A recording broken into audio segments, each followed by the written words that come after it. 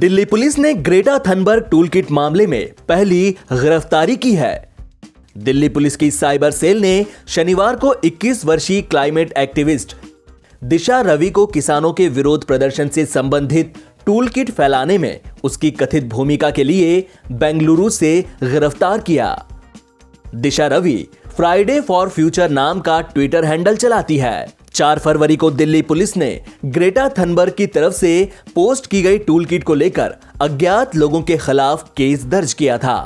आरोप है कि दिशा रवि ने किसानों से जुड़े टूलकिट को एडिट किया, उसमें कुछ चीजें जोड़ी और उसे फॉरवर्ड किया।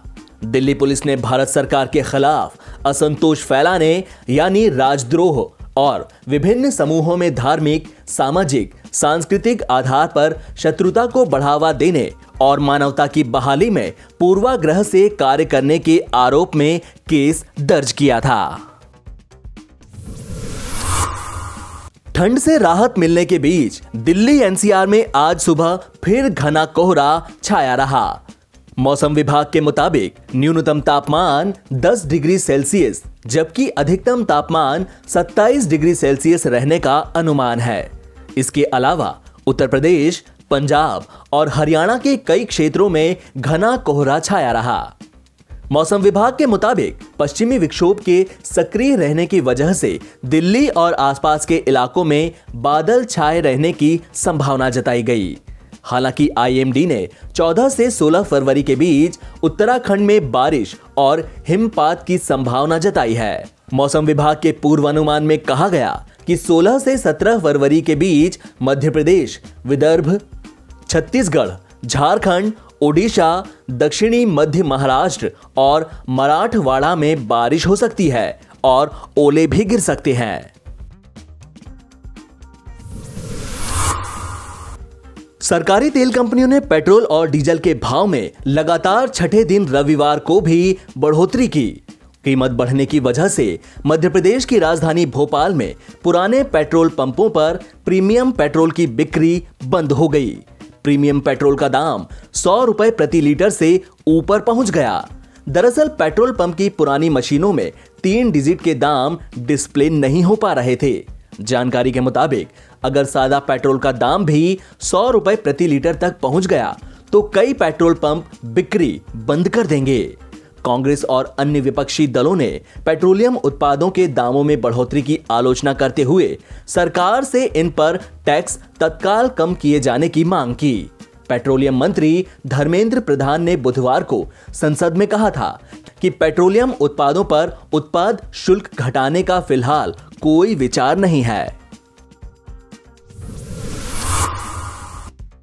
उत्तराखंड के चमोली जिले में सुरंग में फंसे लोगों को बाहर निकालने के लिए सेना, राष्ट्रीय आपदा मोचन बल, राज्य आपदा प्रतिवादन बल, भारत तिब्बत सीमा पुलिस द्वारा पिछले 1 सप्ताह से संयुक्त बचाव अभियान चलाया जा रहा है। तपोवन सुरंग से रविवार तड़के 2 शव बरामद किए गए। चमोली की जिलाधिकारी ने ये जानकारी दी। पे टनल में जो रेस्क्यू ऑपरेशंस रात से चल रहे थे तो उसमें 2 डेड बॉडीज़ रिकवर हुई हैं। उनको एक 4:45 AM पे, एक 5:50 AM पे, और उनको दोनों को मॉर्चुरी ले जाया जा चुका है। और ओवरऑल क्या है, अब क्या चल रहा है? अभी रेस्क्यू ऑपरेशंस पे तेज़ी से काम चल रहा है जिससे और भी अगर डेड या लाइव रिकवरी जो भी होनी है वो हो सके। ड्रिल की गई थी वो उसका क्या रहा और अभी क्या किस तरह से रेस्क्यू किया जा रहा है? उसका ड्रिल का काम तो कंप्लीट हो चुका था लेकिन फिलहाल एक्सकवेशन किया जा रहा है जिसमें से बॉडीज़ निकल रही हैं। केंद्रीय स्वास्थ्य मंत्रालय ने कहा कि पिछले 24 घंटे में 17 राज्यों और केंद्र शासित प्रदेशों में कोरोना वायरस से कोई भी मौत नहीं हुई। बीते 24 घंटे के दौरान तेलंगाना, ओडिशा, झारखंड, पुडुचेरी, चंडीगढ़, नागालैंड, असम, मणिपुर, सिक्किम, मेघालय, लद्दाख, मिजोरम, अंडमान निकोबार द्वीप समूह, त्रिपुरा, लक्षद्वीप, अरुणाचल प्रदेश, दमन, दीव, दादर और नागर हवेली में कोविड-19 से किसी की जान नहीं गई। इसी दौरान 13 राज्यों और केंद्र शासित प्रदेशों में कोरोना वायरस के कारण 1 से 5 मरीजों की मौत हुई। देश में फिलहाल कोरोना वायरस के 1,36,000 से ज्यादा मरीजों का इलाज चल रहा है। यह आंकड़ा कुल मरीजों का 1.25% है। शनिवार को 11,395 मरीजों के रिकवर होने के साथ ही अब तक कुल 1,06,625 मरीज ठीक हो चुके हैं। मंत्रालय ने कहा कि स्वस्थ हुए इन मरीजों में से 81.93% मरीज 6 राज्यों के हैं।